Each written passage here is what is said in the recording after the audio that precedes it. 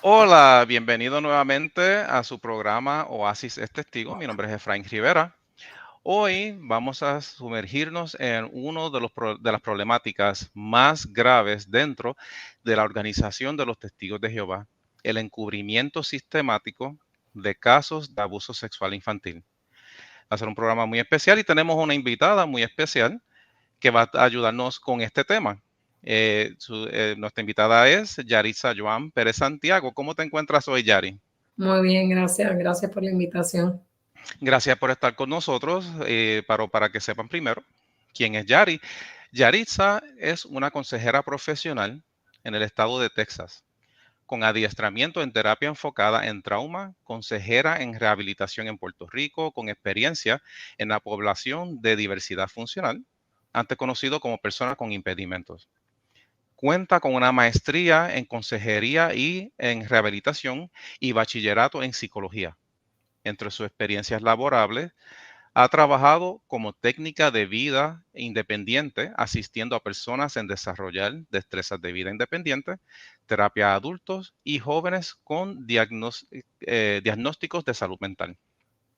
Actualmente, Yarisa se desempeña como terapista especializada en trauma, dirigida a niños, adolescentes y sus familias que han sido víctimas de abuso sexual.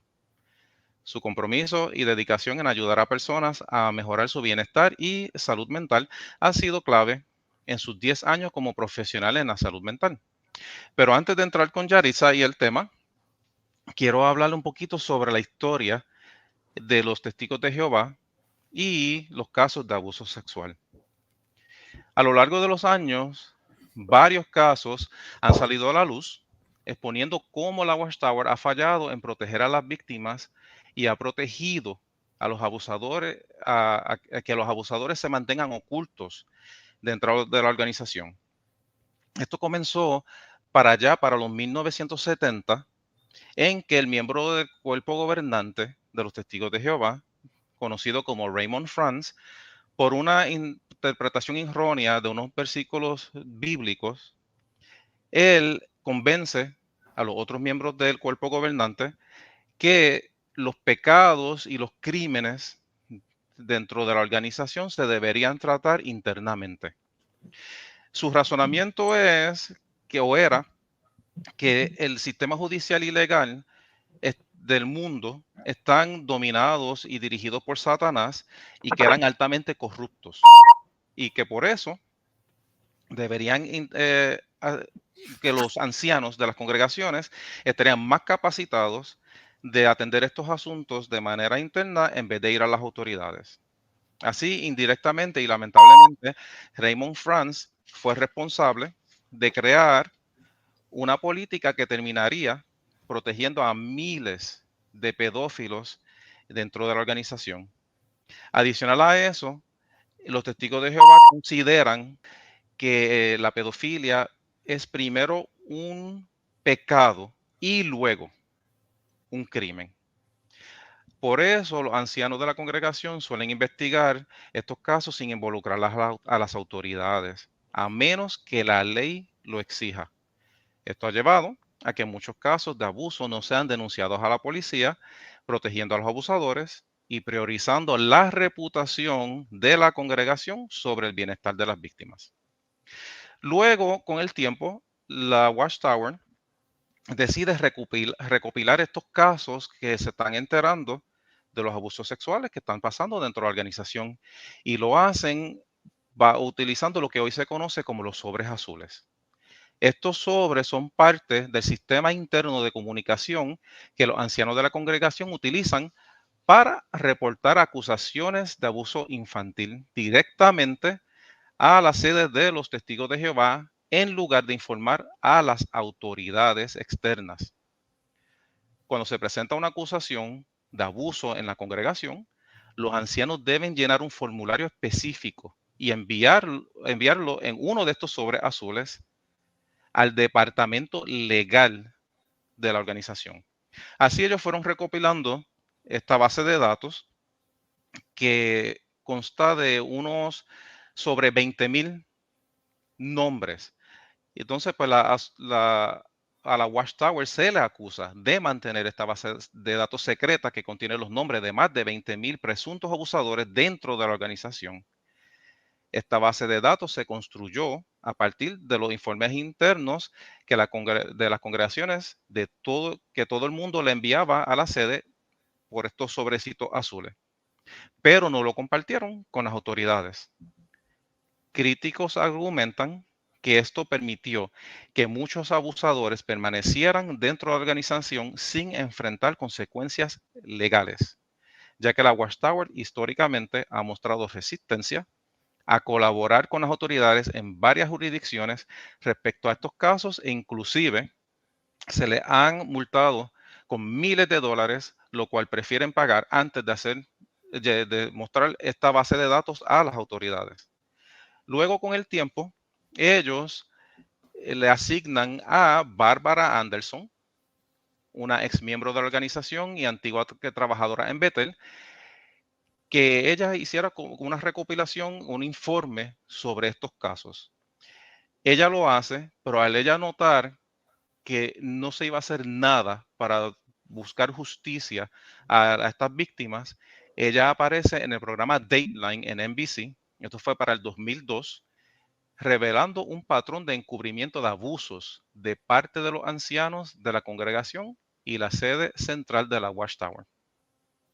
Para el 2012, la joven Candice Conti ganó una demanda histórica contra los testigos de Jehová en los Estados Unidos, en la que se le concedieron millones de dólares por haber sido abusada sexualmente por un miembro de la congregación, mientras la organización no reportó el crimen a las autoridades.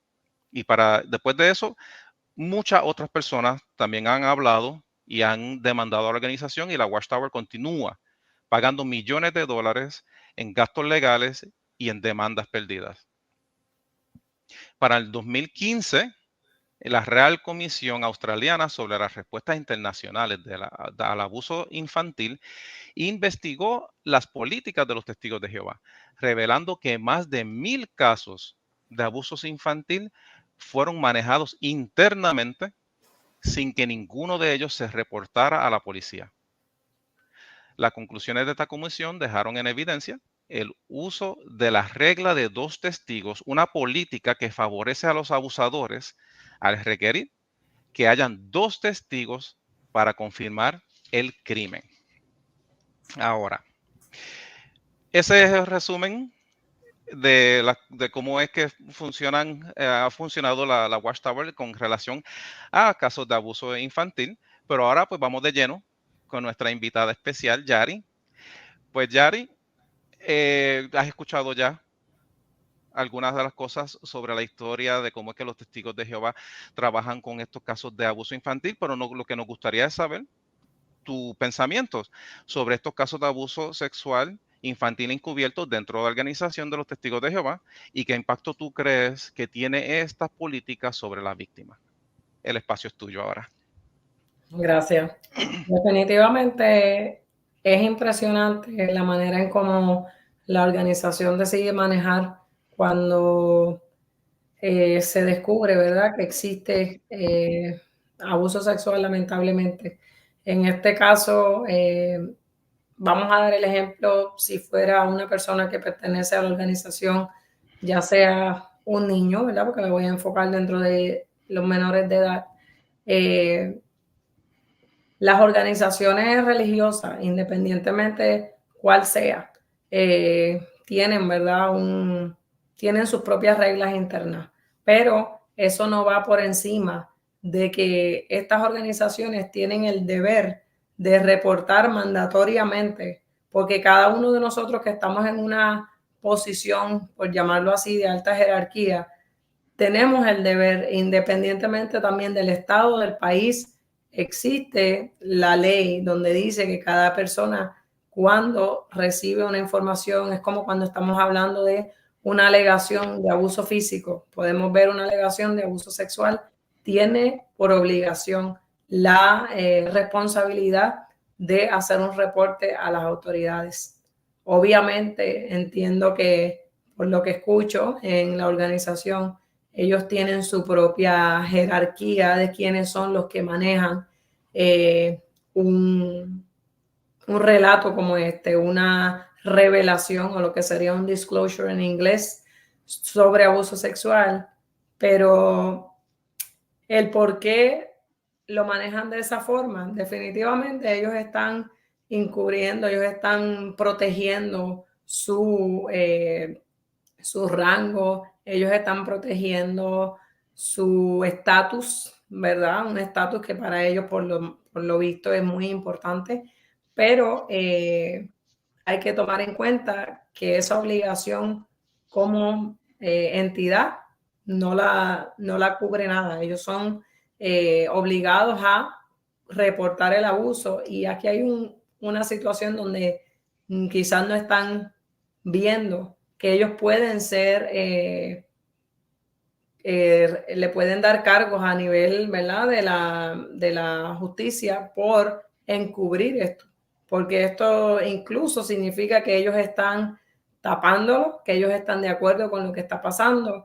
Y desde mi punto de vista, ¿verdad?, y como en mi experiencia como terapista, lo que tenemos que hacer es educar también a estas organizaciones, a romper esos tabús de que si yo recibo un informe, si yo recibo un relato de que dentro de la organización está habiendo un abuso sexual, su obligación es reportar y proteger a estas personas que ellos guían, porque tú me estás diciendo que ellos pertenecen a esa organización, su responsabilidad sería guiar, proteger y están haciendo totalmente lo contrario.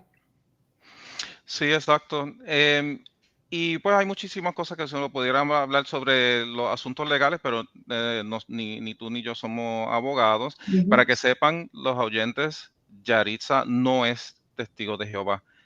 O sea, ella es una terapista que ha ayudado a personas que son testigos de Jehová, pero ella nunca ha sido parte de la organización. Ahora, eh, este tipo de casos de encubrimiento, según tu opinión, ¿qué impacto tú crees que podría tener esa política sobre las víctimas? El impacto es un impacto detrimental, definitivamente, totalmente negativo. ¿Por qué? Porque las víctimas no solamente sienten miedo, sienten aislamiento, sienten que si yo digo algo no me van a creer. Definitivamente, obviamente tú compartiste parte del reglamento, de las cosas que ellos como organización hacen y el tú no tener la seguridad de que tú puedes confiar en una persona y decirle a esta persona y va a tener el deber de protegerme, de ayudarme, de sacarme del lugar donde está el abusador, de llevarme a un lugar seguro. Y en vez de eso, lo que está haciendo es enfrentando al niño, al individuo, a la persona, al adulto, para que te diga que si hay testigos sobre lo que sucedió, eso es totalmente inaceptable. Uno no necesita un testigo cuando viene una persona y te dice, me están haciendo esto, yo soy víctima de abuso sexual. ¿Por qué? Porque ninguno, ni usted, ni yo, ni ninguno de los que están en esa jerarquía tienen un puesto legal, no son investigadores, no son abogados, no son jueces. Eso se lo dejamos a las personas que tienen ese labor, que tienen que hacer ese trabajo. Nosotros lo que tenemos que hacer es proteger a esta persona, darle la seguridad, porque si no lo estamos haciendo y al hacer esto, al obligar a la persona a decirte, cuéntame de lo que sucedió, tenemos que tomar en cuenta que existen diferentes tipos de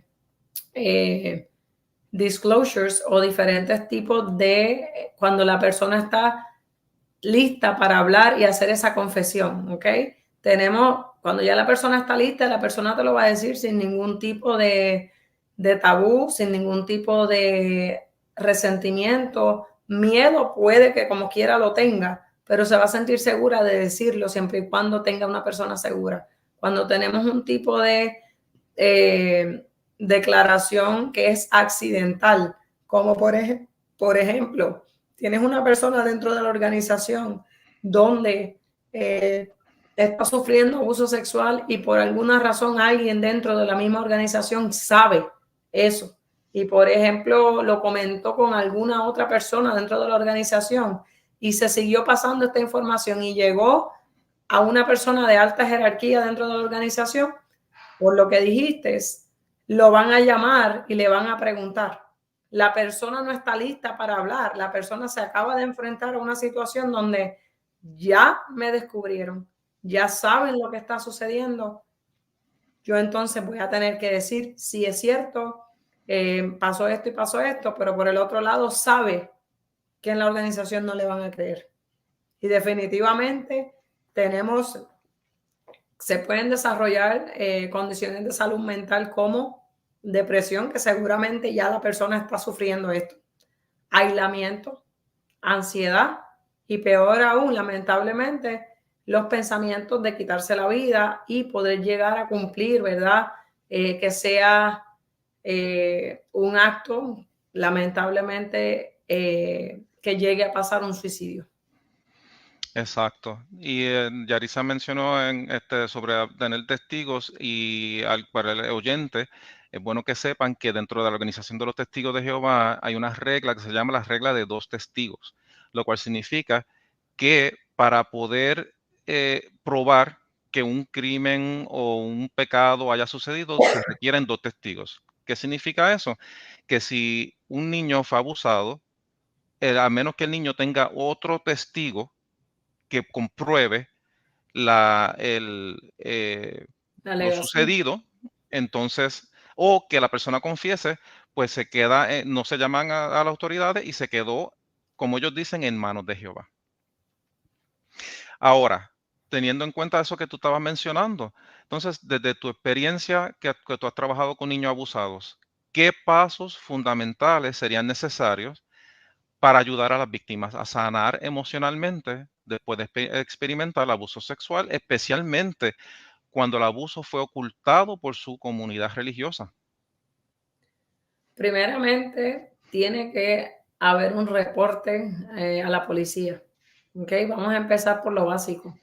Si en la organización le dijeron no digas nada, no los reportes, es bien importante que alguien de la familia esté con ese niño, esté con esa víctima y vaya por encima de esos estatutos que establece la organización. Hacer un reporte a la policía sería lo primordial porque tiene que comenzar la investigación para que entonces, ¿verdad? En lo legal puedan hacer la otra parte. En lo que corresponde a mi experiencia como terapista, es necesario el apoyo de un adulto. ¿Para qué? Para poder buscar esa terapia, poder buscar un profesional que les ayude tanto al niño como a la familia, porque el impacto no solamente es al niño, el impacto también es a la familia. Al niño tener una persona donde se sienta segura, donde se siente que le creen, donde tiene ese apoyo y donde están ahí dispuestos a escucharlo, a apoyarlo, a llevarlo a terapia y sobre todas las cosas a no juzgarlo por lo que está sucediendo, porque la víctima nunca tiene la culpa de lo que sucede. Aquí la culpa la tiene el perpetrador o el abusador. Una vez dentro de la terapia, todo esto conlleva entrevistas clínicas, no estamos hablando de entrevistas para saber qué sucedió, detalles del abuso, no estamos hablando de eso. En el escenario de la terapia, tú estableces ese lugar seguro donde él o ella va a tener una persona con quien poder hablar sobre sus sentimientos, sobre cómo el trauma que han pasado les está afectando actualmente, cambios en sus comportamientos, cambios en sus emociones, cambios en los aislamientos, cambios en la familia y sobre todo educarlos que es necesario hablar, porque si no hablan sobre lo que está pasando, muchas veces estos niños ni siquiera hablan y se quedan callados. ¿Por qué? Por miedo, por el qué dirán o qué pensarán de mí ahora. Mi familia se va a separar, voy a perder a mis padres cuando, por ejemplo, es una persona cercana a la familia. ¿Qué van a decir las personas de la organización, de la iglesia, de la religión X, Y, que sea? Todos estos factores, pero dentro de la terapia, el factor más importante es que ese niño, que esa persona tenga un lugar seguro para procesar todos los efectos que conlleva el haber sido víctima de abuso. Ok, y abundando sobre eso que estás mencionando, pues, como tú mencionaste ahí, los niños usualmente van a tener miedo en hablar sobre estos asuntos. Entonces, ¿qué estrategias tú utilizas para alentar a los niños a que cuenten sus experiencias, especialmente cuando existe una presión de silencio en su entorno? Obviamente, en el entorno de la terapia, antes de llegar a esa confianza, ¿verdad? Son muchas las cosas que suceden. Directamente yo no voy a empezar a hablar en un primer contacto con un niño, cuéntame sobre el abuso, ¿verdad? Yo voy a primeramente querer saber qué sabe el niño, ¿verdad? ¿Por qué está aquí? ¿Por qué llega donde mí? ¿En qué yo le puedo ayudar, ¿verdad? Y cuando todo esto pasa a través de la entrevista clínica, a través de identificar cuáles son esos síntomas que está presentando el niño, porque ellos tienen que entender primero a qué se deben esos cambios que ellos están teniendo. Porque recuerda que muchos de ellos no van a reconocer incluso que es abuso, porque lo están normalizando. Lo están normalizando tanto dentro de la institución como dentro de la familia, porque la familia también está adoctrinada a que esto no se habla, esto no se dice, ¿sí? Entonces tenemos también creo que es bien importante mencionar algo que se conoce como, en inglés, se conoce como el término de grooming. En español yo lo pudiera traducir como ese proceso que comienza a preparar, ¿verdad?, a una víctima. Cuando el perpetrador o el abusador elige a quién nosotros vamos a abusar, a quién yo voy a abusar, porque una persona no viene hoy y dice, es muy raro que eso suceda, yo voy a abusar a este niño hoy. Esta persona ya está ha identificado una persona. ¿Por qué? Porque esta persona tiene cercanía a esta persona y la persona que abusa de los niños o que abusa de alguien muchas veces ya no es lo que decimos el stranger danger o el extraño y hay peligro. No, es alguien que está cercano a la familia, pertenece a la familia o se asocia con la familia de alguna manera, algún amigo, algún tío, algún papá, a la mamá, algún sacerdote, algún ministro. Son personas conocidas por esta persona, por la persona que eligen. Cuando una vez identifican la víctima, seleccionan la víctima, comienzan a alejar a esta víctima. ¿Y cómo lo hacen?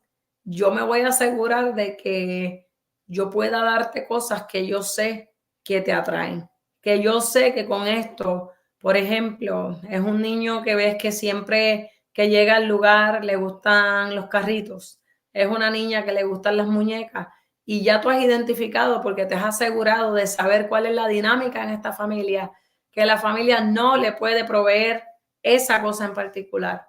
Pero entonces tú sí se la estás dando.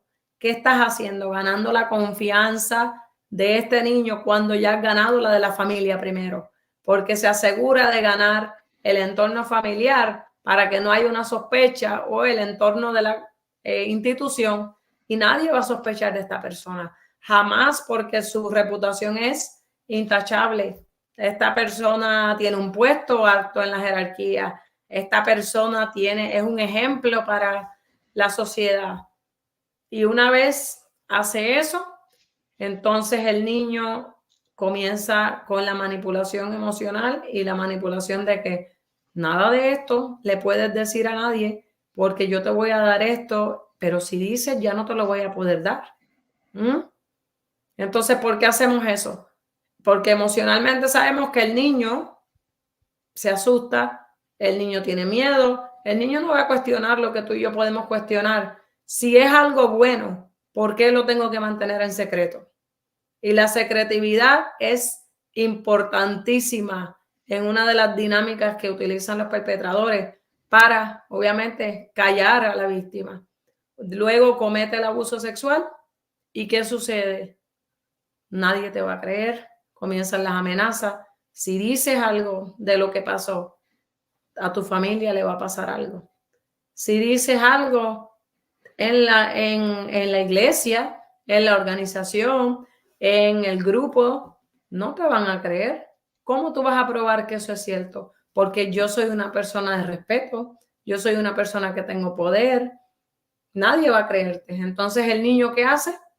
Se queda callado, porque no solamente es, le vas a hacer algo a mi familia, muchas veces utilizan las cosas que más estos niños quieren, sus hermanos, sus mascotas, ¿ok? Y entonces esto comienza a traer toda esta autoestima, toda esta seguridad a un nivel donde los niños van a pensar y van a creer, es mi culpa.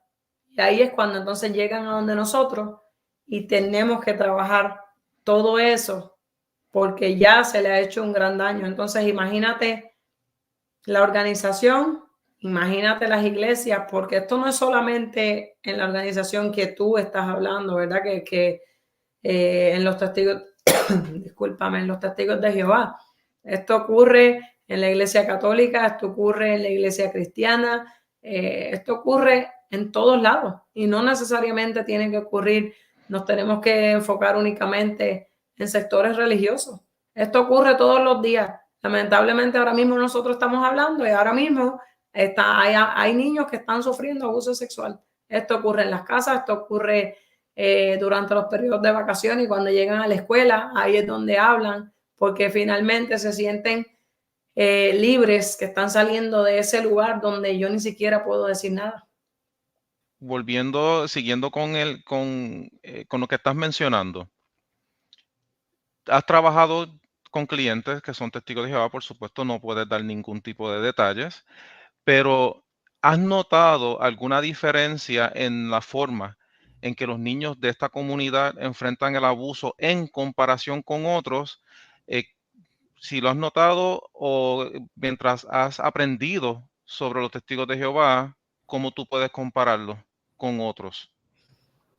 En mi experiencia, yo te puedo decir que es un peso grandísimo, mayormente por las familias, porque te puedo decir que sienten miedo de que mi familia me deja de hablar, no puedo relacionarme con mis padres, no puedo participar de las actividades dentro de la organización, dentro de la iglesia o dentro de los testigos de Jehová, por ejemplo.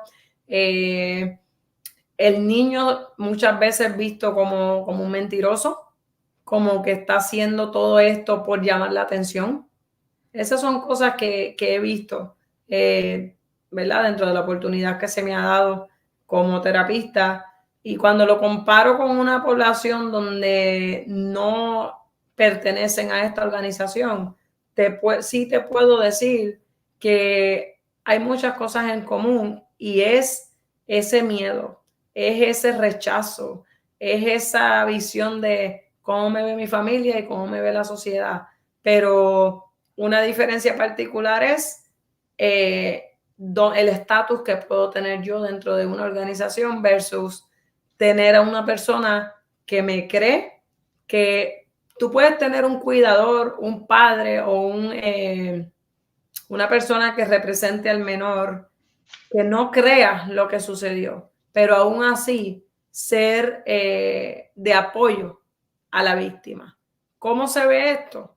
Podemos tener padres que te digan, no, yo no puedo creer que eso le haya pasado a mi hijo. ¿Por qué? Porque obviamente cuando hablamos del grooming, te estoy diciendo, dije en unos minutos atrás, que conocían a esa persona, confiaban en esa persona. La persona no dio ningún indicio de que yo le voy a hacer daño a una persona. Entonces, tú tienes esto que de momento vienen y te dicen, yo no creo que esto haya pasado, mas sin embargo, cuando tú le explicas los síntomas que está teniendo el niño, cuando tú le explicas que es una reacción normal de negación a lo que está sucediendo, aún así se dan la oportunidad de escuchar y de participar, obviamente, en el proceso de terapia con sus hijos. Tenemos que entender que todo este proceso yo utilizaría la palabra manipulación emocional o el lavado de cerebro, ¿verdad? Dentro de el proceso de grooming, es fuerte y romper esto toma tiempo. Ahora, después que tú has tenido estos clientes, estas personas que han sido abusados sexualmente, pero luego que tú aprendiste sobre la cultura de los testigos de Jehová, como por ejemplo, que usualmente se consideraba un tabú el que fueran a buscar ayuda profesional, adicional a cosas que son parte de la cultura, como tú te mantienes en silencio porque tú no quieres dañar la reputación de Jehová, como decir, eh, ¿por qué vas a hablar o llevar a esa persona a juicio? Y Jehová no tiene culpa de eso. ¿Por qué vas a arrastrar con el nombre de Jehová por el piso? Que son cosas que decimos o decían, dicen los testigos de Jehová. El tú aprender sobre ese tipo de cosas, ¿cambió la manera en que tú tuvieses el approach para poder trabajar con estos niños que son de la comunidad de los testigos de Jehová? No, no, porque recuerda que dentro del escenario de terapia yo tengo que valorar las costumbres, la cultura, la religión del cliente, pero yo no puedo utilizar esto como una manera de intervención. Yo valoro eso, yo reconozco eso, pero no puede interferir con el tratamiento de terapia. Sí, si ellos obviamente tienen unas creencias en particulares, yo siempre voy a proveer la información de qué es el abuso, cuáles son las dinámicas, cómo se ve eso desde un punto de vista de una organización por su poder, por los representantes, pero yo no puedo decirle, es que lo que tú crees está correcto o está incorrecto, porque éticamente no es correcto. ¿Y has notado alguna diferencia en cuanto a la comunidad, una persona que haya sido de la comunidad de los testigos de Jehová o de alguna organización similar que son como de alto control a otros? Yo te puedo decir que con el tiempo, con estas personas en particular que tienen esas creencias bien arraigadas, que nadie les cambia esa manera de pensar, que es sumamente importante para ellos porque sienten que puedan estar fallándole a un ser supremo, a alguien de más alta jerarquía, más poder que un ser humano, eh, han podido entender que tú puedes recibir terapia, tú puedes seguir teniendo tus creencias y tú puedes seguir teniendo lo que es fe y todas estas cosas e incluso tratar lo que está pasando. Y sí se ha visto un balance entre eso y lo que la familia entonces está experimentando en el momento. Y me alegro que mencionaste la familia porque esa era otra pregunta que quería hacerte. En este tipo de casos como los testigos de Jehová, pues los niños los estás tratando. ¿Has notado algún tipo de influencia en la familia? ¿Se hace más difícil con la familia del niño o del adolescente por ser parte de un grupo como los testigos de Jehová? Las dinámicas familiares van a variar y definitivamente recuerda, si ya vienen desde una presión donde todo el tiempo se le ha dicho, tú no hablas de eso, tú no puedes decir eso, no podemos mencionar a nadie, y esto no es específicamente de los testigos de Jehová, yo lo voy a hablar en general. Sí ves un peso mayor para ellos, pero a través del proceso de terapia, a través del proceso de ir sanando todo eso y entendiendo cuáles son las dinámicas del abuso sexual y cómo están afectando a tu familia, con el tiempo tú ves que las familias pueden tener un balance entre mis creencias versus cómo está mi hijo y qué es lo que necesitamos nosotros para seguir adelante luego de todos los estragos que deja el sufrir un abuso. Y ahí viene la próxima pregunta. ¿Cómo tú crees que estas políticas afectan psicológicamente a las víctimas y a sus familias cuando tiene que ver con como una organización, como vuelvo menciono, como los testigos de Jehová, que es altamente criticada por no denunciar a las autoridades? El aislamiento, el no querer hablar de eso, el hacer como que nada pasó y todo es un proceso porque acuérdate que la persona tiene que estar lista para hablar. Si llegan a donde mí y yo veo que todavía es un mayor peso el creer en eso, el que no pasó y están en un nivel de negación alto, aún yo viendo que eso es parte, la evitación o el avoidance de querer hablar de lo que sucedió, yo no quiero reconocer que esto me pasó a mí. Como clínico, ¿verdad? Como especialista en salud mental, tú aprendes y tú tienes las técnicas y las destrezas para saber que eso es parte de enfrentar un abuso sexual.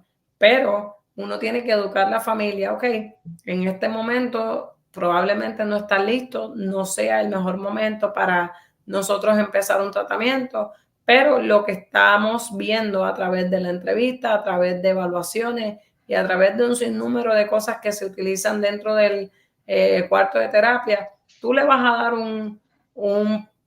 como un preview, tú le vas a dar un ejemplo, ¿verdad? Un desglose de cómo su vida ha cambiado desde que está sucediendo esto a cómo era antes. Y hasta que el cliente no esté listo, yo no puedo hacer una recomendación de terapia. La recomendación sí la puedo hacer, pero obligarlo y decirle, tienes que venir a terapia, no puedo hacer eso porque no va a ser efectivo. La persona no está lista, no me va a hablar, no va a hacer ese engage, no va a hacer esa conexión conmigo. Y simplemente, por otro lado, tiene la dinámica y la presión de que vas a ir a la terapia, pero acuérdate que eso mejor lo trabajamos en la casa. Y no es hasta que entiendan o lo trabajamos internamente en la organización. Y no es hasta que entienden eso que entonces podemos trabajar todos los cambios a nivel emocional y psicológico, pero definitivamente aislamiento, depresión, ansiedad, posibles pensamientos de suicidio, el sentir que todo lo que sucede es culpa de ellos, su nivel de autoestima, su nivel de socialización totalmente se ve afectado. Ok, y ya que ahora que estás mencionando ese tipo de en el tema de las tácticas, si digamos un familiar sospechara de que su hijo o algún familiar ha sido abusado, ¿qué consejo tú le darías para hacer que ese niño hable o qué pasos debería dar? Si existe una sospecha de abuso sexual, uno debe obviamente hablar con el niño. No podemos hacer, ¿verdad? En mi recomendación es decirle, yo veo que esto está pasando o esto sí pasó. Estas no son preguntas que nosotros podemos hacer o debemos hacer porque nosotros no somos investigadores. Yo sí lo que puedo decir es que a un padre, a una madre que está viendo que hay cambios inusuales en el niño, en comportamiento, en que cuando ve a una persona que solía ver y no actuaba de manera diferente, entiéndase, no quiere estar con la persona, no quiere saludar a la persona. No obligues a este niño a saludar a la persona, no lo obligues a estar con la persona, porque como padre, tu responsabilidad principal es proteger. Y si tú estás viendo que hay unos cambios drásticos en el comportamiento del niño, cuestiónate tú, ¿por qué mi hijo está actuando de esta manera? Yo no voy a ir a donde nadie a decirle, tú has visto que mi hijo está actuando de esta manera. Tú como padre tienes que notar esto y darle la confianza al niño de que me puedes decir qué es lo que está sucediendo. Tienen que ganar esa confianza con sus hijos, tienen que explicarles que no importa qué persona sea, si es un maestro, si es un sacerdote, si es un pastor, si es un anciano, si es un coach, si es el que está a cargo de el centro de niños de cuidado allá en la organización, no importa quién sea, nadie puede tocar al niño, nadie puede decirle quédate después de tal hora que te voy a dar un dulce. Si es en privado, ¿por qué tú tienes que hacer eso? Tú me vas a dar el dulce, tú lo vas a hacer frente a mis padres. Tú me vas a dar tal cosa, tiene que ser en público, porque entonces esos son banderas rojas, alertas que te está diciendo, ¿por qué se quiere quedar solo con mi hijo? ¿Por qué lo invita al parque pero no va más nadie? Hay que estar bien pendiente a todas estas dinámicas que se utilizan y cuestionarse, porque a la vez que tú te cuestiones o te sientas incómodo, algo te está diciendo. Claro, yo puedo entender que es bien difícil porque puede venir esta persona que tiene toda la intención buena de regalarle algo al niño y lo hace enfrente tuyo, ¿verdad? Y has visto que las atenciones son con tu hijo y son con los demás. Pero si son con tu hijo y únicamente a solas y no te explica nada, no te dice nada, simplemente es estar alerta porque tú me preguntas eso como terapista y yo me lo he preguntado muchas veces. Muchos padres me han dicho, ¿y cómo yo sé cuándo es una buena intención y cuándo no? Yo no te puedo dar una respuesta así, yo simplemente te puedo decir, la intención no es el abuso sexual. La intención no es alejar al niño. La intención no es ganar esa confianza para que me diga, yo me lo puedo llevar al cine mañana. ¿Quién más va para el cine? No, solo él y yo. No lo dejes ir. Entonces, tú anteriormente no habías escuchado lo de la regla de 2 testigos, y me gustaría saber cuál es tu opinión sobre este tipo de reglamento que aún existe dentro de la organización, en el que un niño, un adolescente que haya sido abusado sexualmente, a menos que tenga un segundo testigo, hay que dejar las cosas en las manos de Jehová. Me gustaría saber la opinión tuya sobre eso y adicional a eso, anteriormente los testigos de Jehová se les obligaba a los niños a tener que confesar lo que había pasado o decir lo que había pasado frente al abusador. Y no solamente eso, si el abusador lo negaba y el niño no tenía 2 testigos, tenía por obligación que saludarlo en todas las reuniones y seguir haciendo amigo de él porque él es hermano de la congregación. ¿Cuál es tu opinión sobre todo lo que te dije? Como profesional de la salud mental, porque si te doy mi opinión personal, me salgo de mi rol, ¿verdad? Como profesional de la salud mental, yo te digo, tú no vas a revictimizar al niño otra vez. ¿Cómo es posible que yo tenga que poner a mi hijo a decir lo que pasó frente al abusador para que el abusador diga, sí, yo lo hice?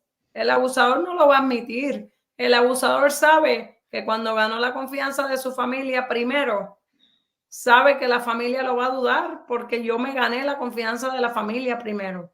Usted lo que tiene que hacer es llevar a su hijo a la policía o llamar a la policía. Usted no entrevista, usted no hace recording, usted no graba.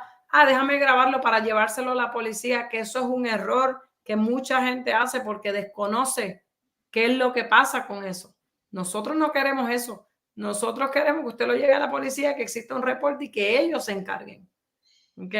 Definitivamente, si la organización está haciendo esto, mi consejo es a personas que abran los ojos y que sepan que a los hijos, a las víctimas, a los niños, a los adultos, usted no los revictimiza, porque lo que estamos haciendo es revictimizar al niño, a volver a sufrir, tener que mirar a esa persona, a sentir que me estás enfrentando con la persona que me está lastimando. Eso es totalmente inaceptable para mí como profesional, como persona, y definitivamente eso lo que hace es dañar emocionalmente a la víctima, mucho más del daño que ella tiene. Sí, y pues es bueno que se sepa, porque este tipo de políticas dentro de la organización ha ido cambiando debido a las pérdidas que han tenido en demandas. Pero hay muchísimas personas que quizás están escuchando esto y que vivieron antes, para la etapa antes de que vinieran esos cambios, porque ya hoy no se requiere que los testigos de Jehová, que la víctima hable frente al abusador, el alegado abusador, ya eso no se requiere, ni se les prohíbe a los padres a que vayan a las autoridades, a pesar de que, como quiera, siempre hay una cultura dentro de la organización de silencio. Que quería hacer. Mi pregunta para ti en ese caso sería, ¿por qué crees que ya no se requiere? ¿Por qué crees que ya no lo hacen? Eso es debido a las demandas. Eso, una organización como esa, pues, ha perdido tanto y tanto y tanto dinero en demandas, son millones de dólares, que se han visto obligados a hacer esos cambios. Y yo te diría que también como proveedor de salud mental, como persona que trabaja en la comunidad, yo creo que no se debe parar el trabajo de educar a las comunidades, de educar a estas agencias, a estas entidades, porque como te dije al inicio, muchas de las cosas no solamente creo que sean por las demandas, creo que sean porque ellos saben que si ellos no reportan esto y tienen la obligación, porque eres una persona que estás en un puesto de poder, y independientemente de las reglas del Estado, el Estado te va a decir que hay ciertas cosas que tú tienes que reportar.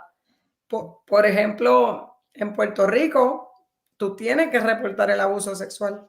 En Texas es por ley que tú tienes que reportar el abuso sexual y eso va por encima de las leyes que ellos tengan. Entonces, ¿crees tú que si ellos no se vieran en problemas legales por encubrimiento, por querer tapar, por querer manipular, la manipulación, la coerción, la intimidación, todas estas cosas son cosas que en términos legales se pueden buscar un problema? Así no solamente por las demandas, es que ellos también pueden ser, pueden tener cargos a través de, a través de un tribunal.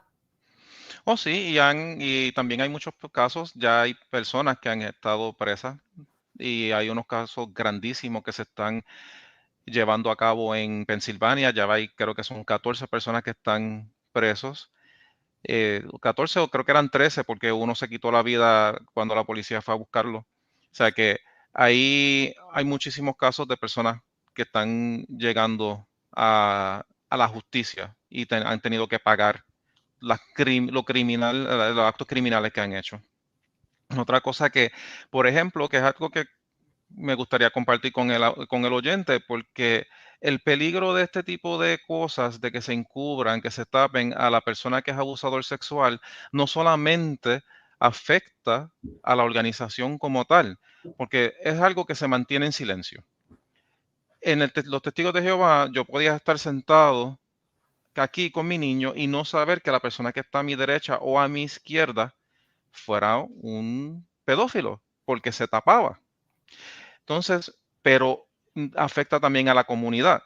Por ejemplo, según los testigos de Jehová, está esta persona que es o confesó o un niño lo llevó, habló con los ancianos, los papás de los niños habló con los ancianos y le dijo, pues mira, esta persona abusó de mí sexualmente. Entonces ellos deciden tratar la situación de manera interna. Y ellos lo que hacían es, ok, pues ya nosotros lo tratamos de manera interna, a veces expulsaban a la persona, estaba un año expulsado, regresaba, se arrepentía, se le obligaba al niño a que ya que este abusador ya se arrepintió, ahora tienes que ser amigo de él, nunca se llevó a las autoridades. Esa persona supuestamente dicen, ok, pues cuando va a salir a predicar, pues va a tener que ir acompañado de un anciano, que son los pastores de la iglesia, con un anciano de la congregación para que lo vigile. Pero aquí está el dilema. Estás tocando de puerta en puerta y vamos a suponer que sale un niño y tú le preguntas, oye, ¿y tus papás dónde están aquí? Dicen, no, no están en la casa. Y esto son cosas que yo llegué a ver cuando predicaba.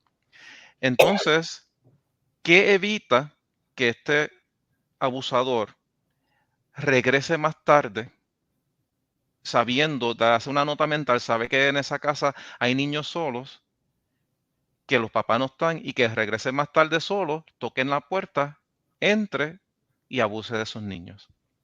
Y esas son las cosas que los mismos testigos de Jehová no entienden. No solamente tú pones a la comunidad de los testigos de Jehová en peligro, sino tú pones en peligro a la comunidad en total. ¿Cuáles son tus pensamientos sobre eso que yo mencioné? Yo te tengo que decir que cualquier persona, lamentablemente, puede ser un abusador. ¿Okay? Yo lo que te diría es, otra vez, se supone que no haya niños solos en la casa. O sea, aquí, obviamente, tenemos que entender las necesidades familiares. Sabemos que quizás hay madres solteras que tienen que dejar los niños porque no tienen a nadie que los cuide. No lo sabemos hasta que sucede. No podemos estar juzgando estas situaciones porque cada familia tiene unas necesidades distintas, pero si ese fuera el caso que tienes que dejar a los niños, no se le abre la puerta a nadie por más que toquen la puerta. En las organizaciones, independientemente se sabe o no si hicieron un background check a esta persona, hay cosas que van a salir, hay cosas que no, porque si nunca se ha sido convicto por abuso sexual, eso no va a salir. Y él tampoco va a decir, yo he tocado en el pasado a los niños, yo he molestado, tengo una tendencia de atracción hacia los niños. Pues sabes que eso es una patología, eso es una enfermedad. Yo les diría, simplemente no confíe a sus hijos, no los dejen solos. Cuando los tenga que dejar solos, como quiera tiene que haber una supervisión, lo dejé con alguien. ¿Por qué? Porque ya entiendo que esta persona me ha demostrado y sé que va a sonar contradictorio porque dije, esta persona me demostró tal cosa y fue el proceso del grooming. Pero hay otras cosas en particular. Lo está haciendo únicamente con mi hijo. Está tratando a mi hijo así de manera especial, solo a él. O sea, son muchos factores que independientemente las familias tienen que considerar. ¿Y cuál sería, que esa sería como la recomendación que tú le estás haciendo a los padres de una posible víctima? ¿Y cuál es tu opinión de una organización que permite este tipo de cosas? ¿Cuál sería el mensaje tú a personas, como decirlo, ancianos de la congregación que tienen esta mentalidad de yo estoy velándolo, pero tú no estás velándolo 24 horas al día? Tú no puedes estar pendiente a esas personas que tú sabes que son abusadores, que tienen casos de pedofilia. ¿Cuál sería el mensaje tú a ese tipo de personas? Yo lo único que te diría es que ellos conocen ya que estas personas son perpetradores, son abusadores. ¿Por qué le estás permitiendo estar ahí? Porque tú no estás protegiendo a tus seguidores, tú no estás protegiendo a tu comunidad, tú simplemente estás poniéndolo más en riesgo. Y si tú lo sabes, tú eres igual de malo, igual de criminal que esta persona. Tú estás cometiendo un crimen también porque tú lo sabes y tú estás dejando que pase. Definitivamente, si ellos quieren seguir haciéndolo, pues van a seguir teniendo casos donde los van a llevar a los tribunales, donde van a levantarse en contra de ellos, donde su carácter moral, pues es ninguno. ¿Ok? Porque aquí hablamos de moralidad, aquí hablamos de que lo piense, porque yo les diría entonces a ellos, ¿qué pasa si fuera en tu familia? ¿También lo vas a tapar? ¿Qué pasa si fuera un hijo tuyo? ¿Qué pasa si fuera la esposa tuya? ¿Qué pasa si es un sobrino, si es alguien dentro de tu casa? Porque si hacen esto con ellos mismos, mucho menos le va a importar a una persona ajena a su familia. Entonces, pues vamos a pasar a la próxima pregunta, que es algo que bien importante para aquellos que aún están dentro de la comunidad de los testigos de Jehová y han sido víctimas de abuso. ¿Qué tipo de ayuda recomendarías y cómo pueden empezar a reconstruir su vida emocional y psicológica? Primero, ¿qué ayuda recomendarías?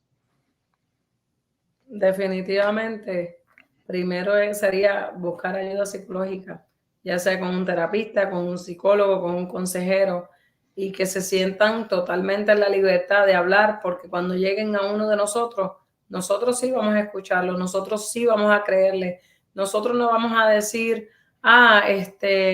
¿cuándo pasó esto? ¿Por qué estás hablando de eso ahora? Porque podemos tener personas dentro de cualquier organización que hayan sido víctimas de abuso sexual cuando fueron niños y no es hasta ahora de adultos por la razón que sea, porque nosotros no podemos cuestionar la razón. La persona no tuvo el apoyo nunca, la persona continuó el abuso, valga la redundancia, de manera continua desde pequeño incluso hasta hoy, probablemente por toda la intimidación, por toda la coerción, por el lugar que puedo tener yo dentro de la organización. Que se activen, que se sientan seguros de, ¿sabes qué? Esto yo lo necesito parar y yo necesito hablar. Lo primero que les digo es que se sientan seguros y que hablen, porque esto tiene que parar, porque si no hablamos, definitivamente no han sido los únicos, no van a ser las únicas víctimas, van a seguir haciéndolo con otras personas. ¿Y cómo podrían ellos empezar a reconstruir su vida emocional y psicológica, ¿qué recomendaciones tú les das? A través de la terapia es donde te puedo decir que ese proceso de sanación, entendiendo que yo no tengo la culpa y entendiendo que todos estos pensamientos, todas estas emociones que estamos teniendo son válidas, o sea, que ellos estén teniendo son válidas y hay que empezar simplemente por hablar y por aceptar, decir, esto me pasó a mí y yo necesito ayuda. Ya dentro del proceso de terapia, con las intervenciones, con los diferentes tipos de terapia que existen, la persona entonces comienza ese journey o ese proceso, ¿verdad? Ese tren o esa guía hacia el proceso de sanación. El proceso de sanación no termina cuando termina la terapia. El proceso de sanación es un proceso continuo, que incluso después de terapia la persona sigue sanando y sigue enfrentando, ¿verdad? La nueva vida que lleva ahora desde que decide hablar y decide tomar el paso para sanar.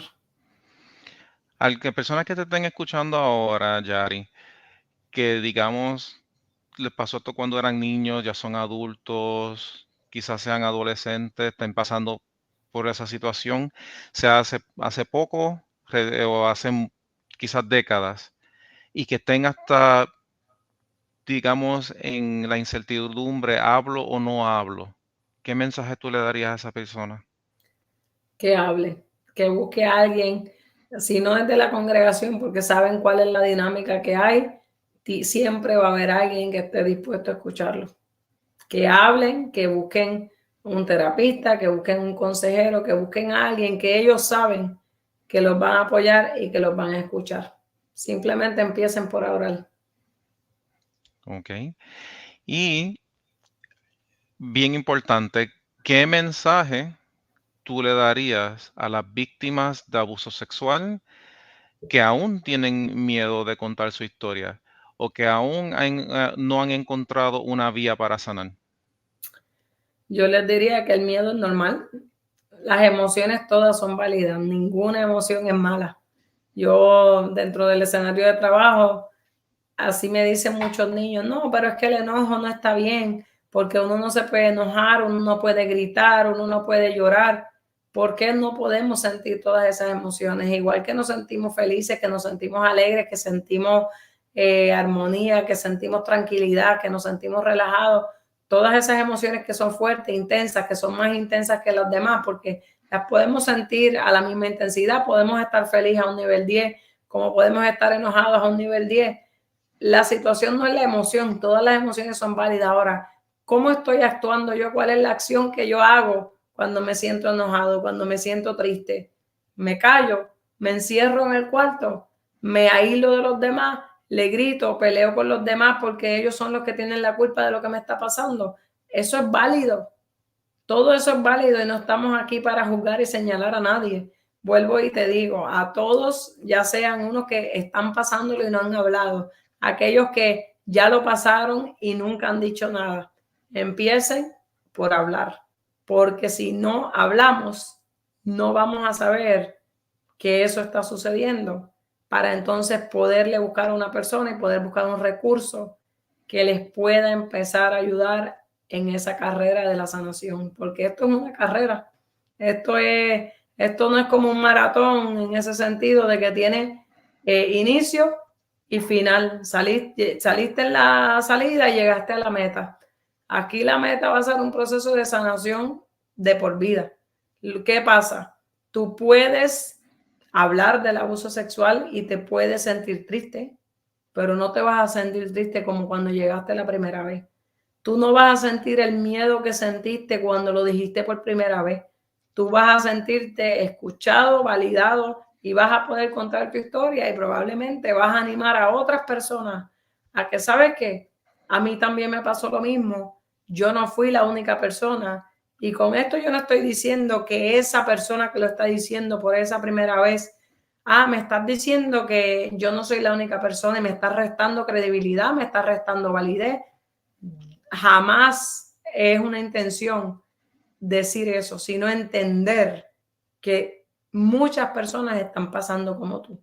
Muchas personas se sienten como tú, pero si no tomamos el paso de hablar, entonces vamos a seguir aguantando y arrastrando esto y le estamos dando el poder a otras personas de controlar nuestra vida. Y al final, eso es lo que mayormente se busca, que tú puedas tener el poder otra vez en tu cuerpo, en tu vida, después que alguien arrebató ese poder, porque aquí estamos hablando de que el control y el poder se le quitó al niño, al adolescente o al adulto, porque no se pudieron defender por más que trataron. Excelente palabra y me alegra que hayas mencionado eso porque yo he escuchado personas que luego que escuchan casos dentro de la organización hacen comentarios como yo pensaba que yo era la única persona, yo pensaba que yo estaba solo. ¿Cómo que tú puedes decir sobre eso? Son pensamientos válidos y lo vas a ver recurrentemente todo el tiempo. Yo pensaba que yo lo busqué, porque yo lo provoqué, porque te van a decir, por la manera en cómo te vestiste, lo provocaste. Por la manera en que le hablaste, lo provocaste. Uno no provoca nunca, la víctima nunca es responsable del abuso sexual.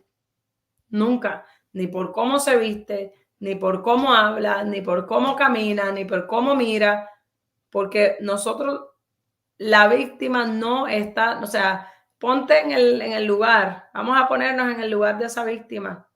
Yo provoqué a la persona, yo no lo provoqué porque yo no soy responsable de las acciones y de la mente que tiene esa persona ya, porque la persona que incurre en estos actos definitivamente tiene una inclinación hacia ese tipo de acto, hacia ese tipo de víctima. Porque estamos hablando aquí, te puedo dar yo, y necesitaría tal vez, yo no sé cuántos programas para decirte el perpetrador o el abusador que tiene gustos hacia ciertas edades, aquel que tiene gustos hacia ciertas características, porque no todo el abusador sexual tiene los mismos gustos, las mismas inclinaciones. Así que no podemos decir que fue la víctima nunca, porque la víctima nunca va a ser responsable del abuso sexual y de ningún tipo de abuso. Entonces, nos quedan unos minutos más antes de que se termine el programa. ¿Algún otro mensaje que tú quieras compartir a todas estas personas, nuevamente a las víctimas? ¿Algo más que quieras añadir? Pero te diría que se animen a hablar, se animen a buscar a alguien que los apoye, que los ayude en su comunidad, fuera de la comunidad, sector privado, pero simplemente que sepan que no están solos y que habemos personas afuera esperando escucharlos y esperando estar ahí dispuestos a ayudarlos para que puedan comenzar ese proceso de sanación y puedan continuar su vida, porque obviamente merecen poder continuar con una vida normal. No podemos cambiar lo que pasó, porque no se puede cambiar. Muchas veces me dicen, yo no puedo volver a ser feliz. Sí puedes volver a ser feliz, aunque recuerdes lo que sucedió. Sí puedes volver y regresar a tu trabajo. Sí puedes volver y incorporarte a algún tipo de organización si es que tu fe y todas estas cuestiones espirituales lo necesita, pero obviamente tenemos que estar precavidos, tenemos que tener las herramientas para poder identificar posibles reincidencias de abuso, porque queremos enfocarnos también en la prevención, pero de que es posible continuar con tu vida, sí, no estás solo y el suicidio nunca va a ser la primera opción para terminar con el problema. ¿Okay? Todo esto es desesperanza, si te sientes así, si te sientes solo, si sientes que nadie te entiende, mira, busca ayuda porque esos son síntomas y signos de que obviamente nuestra salud mental está deteriorando y la, la ayuda va a estar disponible. Te doy las gracias por toda esta buena información. Estoy seguro que va a ser de mucha ayuda a las personas, especialmente que puedan ver los peligros de antemano, especialmente sobre el grooming, que eso sería, solamente eso sería un tema que se podría hacer un programa entero sobre ello, que es bueno que las personas investiguen sobre eso. y que tengan mucho cuidado en organizaciones como los Testigos de Jehová, en que aún a la fecha de hoy, lamentablemente, se encubre la pedofilia. Los Testigos de Jehová tienen esta política de que a menos que la ley se lo obligue, ellos no dicen nada, ellos se lo quedan callados. Lo único de ellos, el testigo de Jehová, el anciano, de hecho, cuando se entera de un caso de abuso sexual en la congregación, las instrucciones son: llama al departamento legal de la Watchtower, no primero, y dependiendo de lo que le diga el departamento legal, es si ellos toman la decisión de que van a ir a las autoridades o no. Están encubriendo el abuso y definitivamente antes de acuérdate que se instruyen a que cualquier cosa que suceda lo vamos a discutir internamente. Yo les diría, usted está pasando eso, usted no lo diga ni en la congregación, usted va a la policía. Muy bien. Entonces, y de nuevo, hay ayuda, busquen ayuda profesional. La vida continúa y ustedes, como mencionó Yari, puede seguir hacia adelante. Nuevamente, gracias Yari por toda esta buena información y gracias por estar con nosotros hoy aquí en Oasis. Gracias a ustedes.